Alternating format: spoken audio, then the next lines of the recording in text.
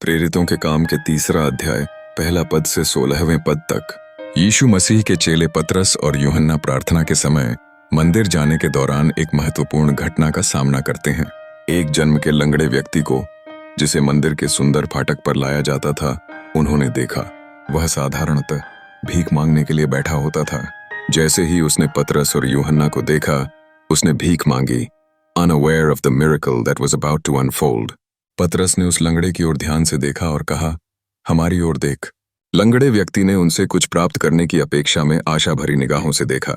इस समय सभी लोग उस लंगड़े के प्रति अत्यधिक आश्चर्यचकित हो गए, क्योंकि उन्होंने उसके चमत्कार का इंतजार किया।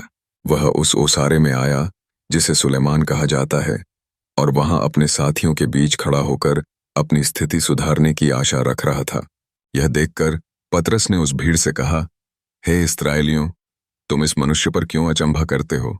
उन्होंने लोगों को याद दिलाया कि इसे जीवन देने वाले प्राणियों के कर्ता यीशु मसीह के नाम से चमत्कार हुआ है।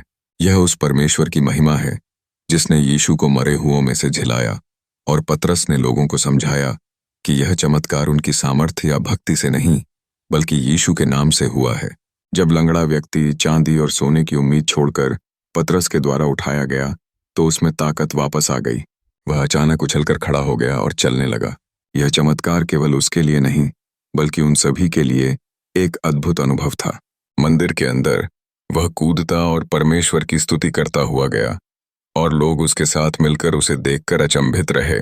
लोगों ने पहचान लिया कि यही वह व्यक्ति है जो पहले हमेशा उसी स्थान पर बैठा रहकर भीख मांगता था। उसकी स्थिति में यह परिवर्तन उनके लिए एक जीवित साक्षात्कार था।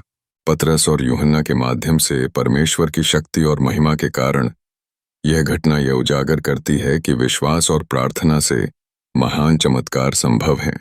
यह घटना न केवल एक चमत्कार थी, बल्कि सभी के लिए एक नया संदेश भी लेकर आई।